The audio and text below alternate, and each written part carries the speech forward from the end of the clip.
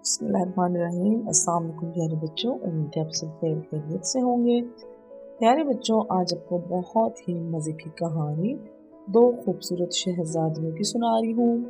एक दूर दराज सल्तनत में जो दो चमकती हुई नहरों के दरमियान बसती थी, दो खूबसूरत शहजादियाँ रहती थीं। बड़ी शहजादी का नाम शहजादी आर्या था, जिसे सुनहरी शहजादी के नाम से जाना जाता था, और छोटी शहजादी का नाम शहजादी लीरा था, जिसे चांद की शहजादी कहा जाता था। दोनों बहनों की खूबसूरती की तारीफ की जाती थी, लेकिन इनके नरम दिल और दानिशमंदाना ज़हन की बदौलत इनकी इज्जत ज़्यादा थी। शहजादी आर्या, जिसके सुनहरे बाल सूरज की तरह चमकते थे, अपने गर्मजोशी और सखी मिजाज के बायस लोगों की महबूब थी। वो अपने देहातियों की मदद करने, ज़ियाफ़तों का इंतज़ाम करने और इस बात का ख्याल रखने में गुजारती थी कि सल्तनत में हर कोई खुश हो। शहजादी लीरा, जिसके चांदी जैसे बाल चांदनी की तरह चमकते थे, अपनी दानिशमंदी और नरम दिल के लिए जानी जाती थी।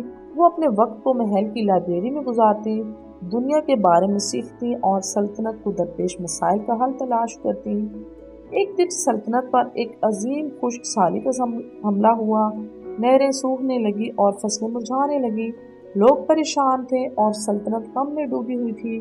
सुनहरी शहजादी और चांदी की शहजादी को मालूम था कि उन्हें अपनी सल्तनत को बचाने के लिए कुछ करना होगा। तो प्यारे बच्चों, शहजादी आर्या ने सूरज की मदद लेने का फैसला किया। वो सबसे ऊंचे पहाड़ पर चढ़ी और सूरज से दुआ की कि वो ज़मीन पर दोबारा हरारत और रोशनी वापस लाए। सूरज ने उसकी दुआ सुनी और एक नरम गरमाइश भेजी, जिससे पौधों को दोबारा जिंदगी बख्शी और लोगों को उम्मीद दी। दूसरी तरफ शहजादी लीरा ने चांद से बात करने का फैसला किया। वो सबसे गहरे जंगल में गई और पूरे चांद के नीचे उसने उससे उस खुश्क साली में रहनुमाई की दुआ की। चांद उसकी खलूस से मुतासिर होकर एक छुपे हुए चश्मे को जाहिर किया, जो कि जंगल के अंदर गहराई में मौजूद था और जो सल्तनत को पानी फराहम कर सकता था। सुनहरी शहजादी और चांद की शहजादी की मुश्तरका कोशिशों से सल्तनत बच गई। नहरें दोबारा बहने लगी, फसलें लहलाने लगी और लोग खुशी से झूम उठे। उस दिन से लोगों को मालूम था कि सूरज की हरारत और चांद की दानिशमंदी के साथ उनकी सल्तनत हमेशा फले फूलेगी। दोनों शहजादियाँ एक साथ हुकूमत करती थीं, एक दूसरे की ताकतों को तवाज़न में रखते हुए और इस बात को यकीनी बनाते हुए कि उनकी सल्तनत अमन, खुशहाली और खुशी की जगह बने रहे। तो प्यारे बच्चों, उम्मीद है आज की कहानी आपको बहुत अच्छी लगी होगी।